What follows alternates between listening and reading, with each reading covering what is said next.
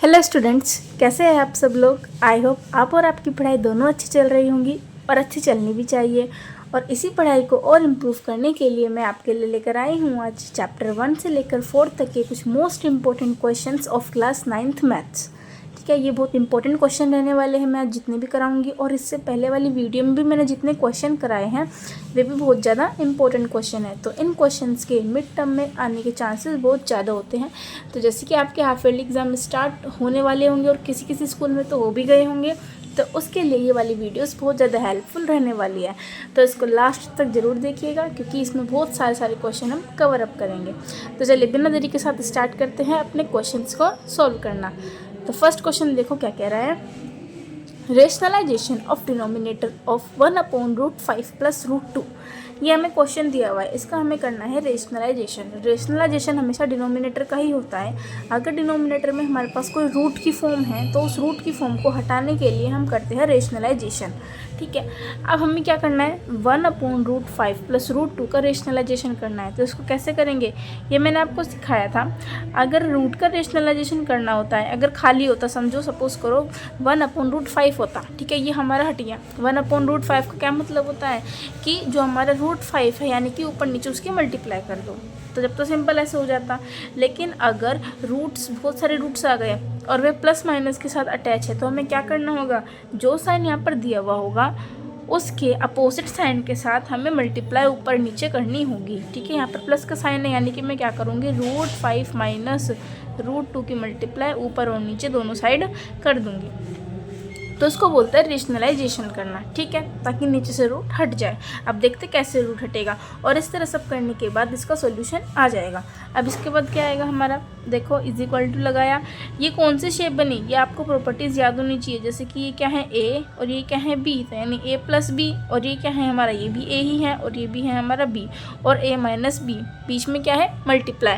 तो a + b × a - b किसका formula होता है, याद करिए, ये होता है a² - b² का फॉर्मूला। तो नीचे तो हम ये वाला फॉर्मूला लगा देंगे। तो ये प्रॉपर्टी आपको अच्छे से टिप्स पर याद होनी चाहिए। a² क्या है हमारे पास, √5 का whole square, minus a² + b² का कोई फॉर्मूला नहीं होता, a² - b² का फॉर्मूला होता है। तो ये भी याद रखना, -√2 का स्क्वायर।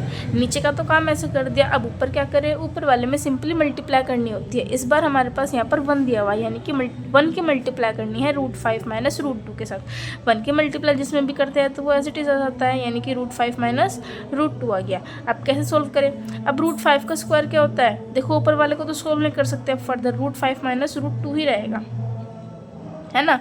अब बात करें डिनोमिनेटर की, तो √5 का स्क्वायर कितना होता है हमारा, 5। मैंने कहा था अगर रूट के साथ स्क्वायर हो तो वो रूट हट जाता है, तो ये 5 आ गया। और -√2 का स्क्वायर क्या हो जाएगा, 2 हो जाएगा। तो हमारे पास क्या आएगा, √5 - √2/3। तो हमने इस डिनोमिनेटर का रेशनलाइजेशन कर दिया है। अब आगे तो कुछ सॉल्व नहीं हो पाएगा ना, आगे सॉल्व नहीं होगा तो हम क्या बोलेंगे, ये हमारा रेशनलाइजेशन आ गया सॉल्व करके। ठीक है, अब ये मत बोलना कि ऊपर आ गया हमारा रूट तो इसको भी सॉल्व करो।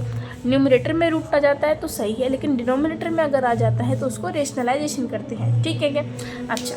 अब फर्स्ट क्वेश्चन हमने ऐसे कंप्लीट कर लिया। ये क्वेश्चन आपका या तो 1 मार्क का क्वेश्चन होगा या फिर 2 मार्क का क्वेश्चन आ जाएगा, लेकिन रेशनलाइजेशन के क्वेश्चन आने के बहुत ज़्यादा चांसेस होते हैं, तो इसको तो बिल्कुल भी छोड़ के नहीं जाना है।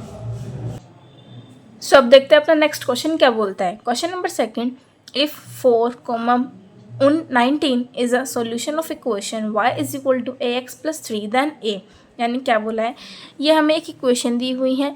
इस इक्वेशन का इन्होंने गिवन दिया हुआ है कि 4,19 ये हमारा सॉल्यूशन है। ठीक है, तो बताना है कि फिर a की वैल्यू क्या होगी। अगर कभी भी इस तरह से कोऑर्डिनेट मिल जाए और वो कोऑर्डिनेट सॉल्यूशन हो किसी भी इक्वेशन का, यानी कि क्या होना चाहिए, अगर सॉल्यूशन होता है तो LHS = RHS के इक्वल होना चाहिए। इसका क्या मतलब है, 4,19 कोऑर्डिनेट्स है तो ये क्या शो करेंगे, जो 4 है वो किसकी वैल्यू शो करता है, हमारी x की, और जो 19 है यानी बाद वाला टर्म वो किसकी वैल्यू शो करता है, हमारा y की। अब ये x क्या है हमारा एब्सिसा यानी कि 4, और y क्या है हमारा ऑर्डिनेट यानी कि 19, और इस पूरे को क्या बोलते हैं, कोऑर्डिनेट। ठीक है, इसका क्या मतलब है, 4,19 हमारा सॉल्यूशन है इस इक्वेशन का, तो a की वैल्यू निकालनी है। यानी कि इसका क्या मतलब है, अगर 419 सॉल्यूशन है तो अगर हम 4 को y की जगह पुट करेंगे, 19 को x की जगह पुट करेंगे तो हमें क्या मिल जाएगा, LHS is equal to RHS के मिल जाएगा। तो कभी भी सॉल्यूशन दिया हुआ हो तो यानी बस वैल्यू को पुट कर देना और कुछ नहीं करना, ठीक है। तो अब क्या करें, तो आपको ऐसे लिखना है, put x is equal to 4 और y इज इक्वल टू 19। तो इससे क्या बचेगा, देखो x की वैल्यू भी पुट कर देंगे, y की भी कर देंगे, और 3 तो कॉन्स्टेंट था ही, यानी इससे फिर हम a की वैल्यू निकाल लेंगे, ठीक है। a खाली वेरिएबल का काम करेगा तो हम a की वैल्यू फिर निकाल सकते हैं। तो चलो पुट करते हैं। यहाँ पर है y का मतलब क्या है, 19 इज इक्वल टू ax यानी कि 4x और प्लस का 3, फिर 19 minus 3 is equal to 4x, और फिर कितना हुआ 16 इज इक्वल टू 4x। तो x की वैल्यू क्या आ जाएगी हमारा, जब भी कट जाएगा 4 से तो x इज इक्वल टू 4 हमारा आंसर हो गया। तो x की वैल्यू क्या आ गई हमारी 4, x की नहीं हमारी a की थी, है ना। हाँ ये अब थोड़ा गड़बड़ हो गया, जैसे कि x की वैल्यू तो 4 पुट कर देती लेकिन a की वैल्यू पता नहीं थी तो हमने क्या किया, ये a की वैल्यू एज इट इज़ रखी, ठीक है। तो हमारी a की वैल्यू क्या आ गई, x की वैल्यू तो दी हुई थी 4, तो a की वैल्यू क्या आ गई हमारी 4 आ गई। तो इस तरह से ये वाला क्वेश्चन हो जाएगा। ये आया तो जैसे कि MCQ में आ सकता है या फिर 1 या 2 मार्क के 1 मार्क के क्वेश्चन में आएगा ज़्यादा से ज़्यादा, ठीक है। पिछले वाले वीडियो में हमने 5 मार्क्स के, 4 मार्क्स के, 3 मार्क्स के क्वेश्चन को कवर अप किया था, और इस वाले लेक्चर में हम क्या करेंगे, अपने जितने भी छोटे मार्क्स के क्वेश्चन होते हैं उन मार्क्स को ग्रैब करने के लिए ये वाले क्वेश्चन हम प्रैक्टिस करेंगे। सो अब हमारा नेक्स्ट क्वेश्चन क्या बोलता है, पी एक पॉइंट है हमारे पास जिसके कोऑर्डिनेट्स क्या दिए हुए हैं 5, -7, बी अ पॉइंट, ये हमारे पास एक पॉइंट है ऑन अ ग्राफ, ठीक है। ग्राफ जैसे बनता है ना, ये y और x एक्सिस का ये जो ग्राफ बनता है, यहाँ पर कहीं पर ये पॉइंट होगा, यहाँ पर कहीं पर भी हो सकता है, ठीक है। तो ये पॉइंट है। वैसे तो यहाँ पर आपको पता चल जाएगा कौन से क्वाड्रेंट में पॉइंट है। कैसे पता चलेगा, देखो ये हमारी x की वैल्यू है और ये हमारी y की वैल्यू है। x की वैल्यू दी हुई है हमें पॉजिटिव में और y की वैल्यू दी हुई है हमें नेगेटिव में। तो ये देख लो पॉजिटिव और नेगेटिव वाला कोऑर्डिनेट कौन से क्वाड्रेंट में आता है। देखो x की वैल्यू पॉजिटिव है तो y की पॉजिटिव है यहाँ पर, लेकिन यहाँ पर x की नेगेटिव है और y की पॉजिटिव है, तो ये उल्टा हो गया। यहाँ पर x नेगेटिव है और y भी नेगेटिव है, और इस वाले क्वाड्रेंट में x पॉजिटिव है और y नेगेटिव है, यानी कि ये जो हमारा एक पॉइंट है 5, -7, ये कौन से क्वाड्रेंट में लाई कर रहा है, ये हमारा 4th क्वाड्रेंट में लाई कर रहा है, ठीक है।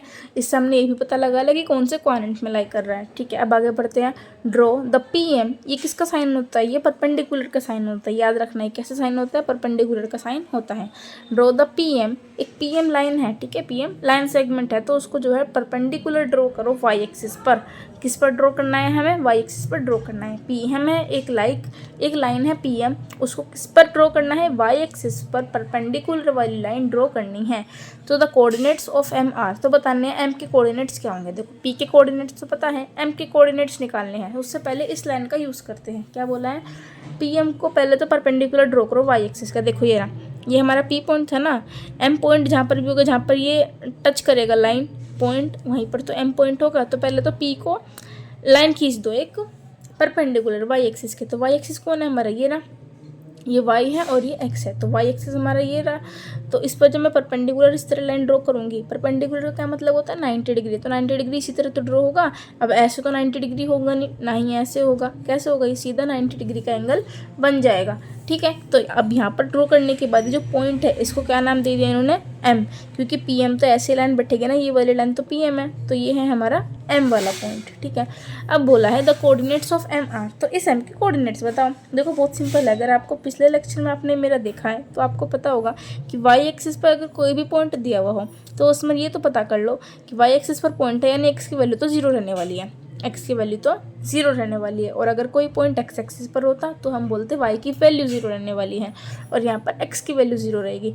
तो बताओ यहाँ पर जो y की वैल्यू आएगी वो कौन आएगी। देखो इसका क्या मतलब है, ये जो P है और ये M है, तो P M से कितनी दूरी पर है, कितनी डिस्टेंस पर है। तो कैसे करेंगे, कितनी डिस्टेंस पर है। y का क्या मतलब होता है, ऐसे वर्टिकल देखना होता है। y का क्या मतलब होता है, ओरिजिन, यानी कि O 0 0, ठीक है। ओरिजिन से y की डिस्टेंस देखो कहाँ पर है, y पर ये रहा पॉइंट। अब इस पॉइंट को देखो ओरिजिन से कितनी दूरी पर है, ओरिजिन से कितनी दूरी पर आया, ये वाली दूरी पर आया। कितनी दूरी पर आया, ये वाली दूरी। अब मैं ये वाली दूरी कैसे नापूँ, ये वाली दूरी नापने के लिए हम क्या करेंगे, जैसे यहाँ पर क्या दिया हुआ है P 5 और -7, 5 का क्या मतलब है x की वैल्यू, 5 का क्या मतलब है हमारी x की वैल्यू, तो यानी कि यहाँ से लेकर यहाँ तक तो 5 होगा, ठीक है। और -7 क्या है, y की वैल्यू, यानी ये पॉइंट y से कितनी दूरी पर है, -7 की दूरी पर। तो हमारा y की वैल्यू क्या हो जाएगी, -7, ठीक है। तो इस तरह से करना। और अगर मैं कहती कि ये मैंने P लाइन ड्रॉ करी है M के परपेंडिकुलर x एक्सिस पर, तो इस पॉइंट पर क्या वैल्यू होती है हमारी, इस पॉइंट पर वैल्यू होती y तो 0 हो जाता, x की क्या वैल्यू होती, P पर x की क्या वैल्यू है 0 से लेके 5, यानी 5 यूनिट्स तक का P पॉइंट था। तो यहाँ पर भी क्या होगा, 5 यूनिट्स तक का P पॉइंट होगा, 5 ही 5 रहेगा और यहाँ पर -7 का -7 एज इट इज रहेगा। क्यों रहेगा, देखो अब यहाँ पर था पॉइंट, इसका मतलब कि कुछ y की डिस्टेंस भी है तो इस वजह से बीच में आया था। और यहाँ पर पॉइंट का क्या मतलब है, y की वैल्यू हमारी 0 है। तो इसका आंसर हमारा क्या हो जाएगा, m के कोऑर्डिनेट्स क्या हो जाएंगे हमारे, m के कोऑर्डिनेट्स हो जाएंगे 0, -7, ठीक है। तो इस चीज़ का बस आपको ध्यान देना था। और मैंने x एक्सिस पर अगर परपेंडिकुलर ड्रॉ होता तो मैंने वो भी आपको क्लियर कर दिया है। तो चले चलते हैं नेक्स्ट क्वेश्चन पर। क्वेश्चन नंबर 4 क्या कह रहा है हमें, if x+1 is a factor of the polynomial क्या है 2x² + kx देन k = 2। इस क्वेश्चन में बोला है कि जो x+1 है वो क्या है, फैक्टर है किसका, ये जो गिवन पोलिनोमियल है इसका फैक्टर। तो बतानी है कि क्या वैल्यू होगी। देखो मैंने ये बताया था, अगर किसी भी नंबर, कोई नंबर किसी पोलिनोमियल का फैक्टर है तो फैक्टर का क्या मतलब होता है कि वो उस पोलिनोमियल को पूरा 0 कर देगा। यानी कि जो हमारा वेरिएबल x है, अगर मैं x की वैल्यू को ये वाली वैल्यू पुट करूँगी इस पोलिनोमियल में तो ये हमें क्या दे देगा, 0 दे देगा। तो फैक्टर का मतलब क्या होता है, जो भी वेरिएबल का फैक्टर है तो अगर उस वैल्यू को मैं उस वेरिएबल की जगह पुट करूँगी उस पोलिनोमियल में तो हमें क्या मिलेगा, 0 मिल जाएगा। तो यहाँ पर x+1 है हमारा फैक्टर, तो यानी हमें क्या करना पड़ेगा, पहले तो x की वैल्यू निकालो तो 0 के इक्वल पुट कर दो, x+1 = 0। तो x की क्या वैल्यू हो जाएगी, -1, x की वैल्यू आ गई हमारे -1, यानी कि x = -1 अगर हम रखेंगे तो वो पोलिनोमियल को पूरा 0 कर देगा, है ना। अगर मैं x की जगह -1 रखूँ हर जगह तो ये क्या कर देगा, पूरा 0 कर देगा। क्यों, क्योंकि ये इसका फैक्टर है। तो इसका मतलब हम पहले से ही 0 करके चलेंगे क्योंकि k की वैल्यू तो निकालनी है। तो फैक्टर का क्या मतलब है, पोलिनोमियल 0 हो जाएगा। तो इसका मतलब अगर मैं p -1 रखती हूँ तो मुझे क्या मिल जाएगा, 0 मिल जाएगा। यानी अगर मैं पोलिनोमियल में -1 की वैल्यू रखती हूँ, -1 एज अ वैल्यू रखती हूँ तो मुझे क्या मिल जाएगा, 0 मिल जाएगा। तो वैल्यू को पुट करना स्टार्ट करो, 2 × x² यानी -1 का स्क्वायर प्लस k × x यानी k × -1 = 0, ठीक है। 0 हमें पता था कि फैक्टर है तो 0 तो मिलेगा। चलो -1 का स्क्वायर क्या हो जाएगा, 1, तो 2 × 1 2 प्लस माइनस माइनस और k × 1 k = 0। k को इधर ले जाओ ताकि पॉजिटिव हो जाए, तो 2 = k, यानी k की क्या वैल्यू आई हमारे पास, k की वैल्यू हो गई हमारी 2। तो इस तरह से ये फैक्टर वाला क्वेश्चन हो जाता है। और अभी पीछे हमने चैप्टर 3 का किया था जो कि सॉल्यूशन वाला था, कि अगर कोई कोऑर्डिनेट्स हैं और वह किसी इक्वेशन के सॉल्यूशन है, यानी कि अगर उन कोऑर्डिनेट्स को यानी x और y की वैल्यू को उस इक्वेशन में पुट करूँगी तो वो हमें क्या दे देगा, LHS = RHS दे देगा, ठीक है। तो यहाँ पर भी क्या होता है, ये चैप्टर 2 का है, यानी कि फैक्टर वाला क्वेश्चन मिल जाएगा तो इसका मतलब उस वैल्यू को पुट कर दो और उसको 0 के इक्वल कर देना, ठीक है। अब क्वेश्चन नंबर 5 रीड कीजिए, express y in terms of x in the equation 5y - 3x - 10 = 0। क्या बोला है क्वेश्चन ने, एक्सप्रेस करना है y in terms of x, यानी क्या मतलब y की वैल्यू निकालनी है। लेकिन y की वैल्यू निकालने किस टर्म में है, यानी उस y की वैल्यू में क्या होना कंडीशन है, x का होना ज़रूरी है। यानी इसमें कंडीशन दी है कि y की वैल्यू तो निकालनी है लेकिन किसकी टर्म में, x की टर्म में, यानी किसकी शक्ल में, x की शक्ल में। किस इक्वेशन में, ये इक्वेशन गिवन है, इस इक्वेशन में से हमें y की वैल्यू निकालनी है किस टर्म में, x की टर्म में। यानी जिसकी वैल्यू निकालनी होती है उसको अकेला छोड़ना होता है। तो हमें क्या दिया हुआ है, 5y - 3x - 10 = 0। तो देखो मैं क्या करूँगी, y की वैल्यू निकालनी यानी उसको अकेला छोड़ने की तैयारी करो। कैसे करूँ, पहले 5y - 3x as it is रखा तो -10 को इधर पहुँचा यानी कि प्लस का 10, 0 में प्लस 10 करेंगे तो 10 ही आएगा। y की वैल्यू निकालनी तो यानी कि अब 3x को भी इधर पहुँचाना पड़ेगा। तो क्या करेंगे, 5y = 10 + 3x। y की वैल्यू निकालनी है तो y को पूरा अकेला करना पड़ेगा, तो 10 + 3x/5, ठीक है। तो ये हमने क्या करा, y की वैल्यू निकालने के लिए अब और कुछ बचा नहीं, तो यानी ये क्या हो गई हमारी y की वैल्यू हो गई। क्वेश्चन में कंडीशन दी थी कि x के टर्म में होनी चाहिए, y की वैल्यू ये पूरी है, तो इस पूरी टर्म में, इस पूरी आंसर में क्या x की वैल्यू चमक रही है, हाँ दिख रही है। तो ये वाली वैल्यू क्या होगी, x की होगी। यानी हमने y की जो वैल्यू है वो किस में निकाल दी, x की टर्म में यानी x की शक्ल में निकाल दी है। तो ये हमारा आंसर हो जाएगा। ये भी आपका 1 मार्क का क्वेश्चन है, तो ये भी छोटे क्वेश्चन आपको सीखने चाहिए कि किस तरह से होते हैं। ठीक है, अब करते हैं अपना नेक्स्ट क्वेश्चन। तो चलिए देखो नेक्स्ट क्वेश्चन में क्या बोला है, find values of a and b in each of this is equal to a minus B root 6। इसका क्या मतलब है, देखो ये वाला क्वेश्चन मैंने आपको पिछली लेक्चर में भी यानी पिछली वीडियो में भी कराया था, इस बार दोबारा से करेंगे। दूसरा क्वेश्चन है ये वैसे, लेकिन टाइप वही वाला है ताकि आपको इन क्वेश्चन की प्रैक्टिस अच्छे से एकदम हो जाए। ठीक है, कभी भी अब याद रखना, कभी भी कैसे करना है, ए और बी की वैल्यू निकालनी है। पिछले क्वेश्चन में था हमारी ए की वैल्यू निकालना। ठीक है, पिछले लेक्चर का जो वीडियो था इस क्वेश्चन का, इस सेम कंसेप्ट का, उसमें निकाल लेते सिर्फ ए की वैल्यू। इस वाले में क्या निकालनी है, ए की बी और बी की बी। ठीक है, कैसे करेंगे, मैंने कहा था इस वाले क्वेश्चन में हमेशा LHS पहले ले लो। LHS क्यों लेते हैं, डिनोमिनेटर में रूट की टर्म है, तो रूट की टर्म को हटाने के लिए हमें क्या करना पड़ेगा, रेशनलाइजेशन करना पड़ेगा। तो इस वजह से हम क्या लेते हैं, LHS ले लेते हैं। LHS लेने के बाद क्या करो, इसमें रूट की वैल्यू हटा दो बाय रेशनलाइजेशन। अब रेशनलाइजेशन करने के बाद कुछ नई टर्म बनेगी, फिर उसको करेंगे RHS से इक्वल। देखो इक्वल का क्या मतलब होता है कि LHS is equal to RHS होना चाहिए। तो अभी LHS ढंग से इन्होंने सॉल्व करके नहीं दिया है, हम क्या कर सकते हैं, इसमें कुछ और भी कर सकते हैं, क्या रेशनलाइजेशन कर सकते हैं ताकि थोड़ी दूसरी शक्ल इसकी बन जाए। तो चलिए देखते हैं क्या करें। LHS में क्या है हमारे पास, √2 प्लस √3 अपॉन 3√2 माइनस 2√3, ये LHS की वैल्यू है। अब इस LHS में कैसे सॉल्व करें, इसका रेशनलाइजेशन करोगे तो इनटू क्या करते हैं, जो बीच का साइन होता है वो अपोजिट आ जाता है, तो 3√2 प्लस 2√3 अपॉन 3√2 प्लस 2√3। तो ये आ गया हमारा। अब इसको कैसे सॉल्व करेंगे, देखो वही वाली वैल्यू बन गई, ये है a, ये है b, ये भी हो गया a और ये भी हो गया b। तो क्या है, a minus B into A plus B, कौन सी प्रॉपर्टी शो करती है, A square minus B square की। और ऊपर वाले को कैसे करना है, ऊपर वाले को तो डायरेक्ट मल्टीप्लाई कर करके देखनी पड़ेगी। ठीक है, जैसे कि पहले √2 की मल्टीप्लाई करेंगे इस पूरे में और फिर √3 की मल्टीप्लाई करेंगे इस पूरे में।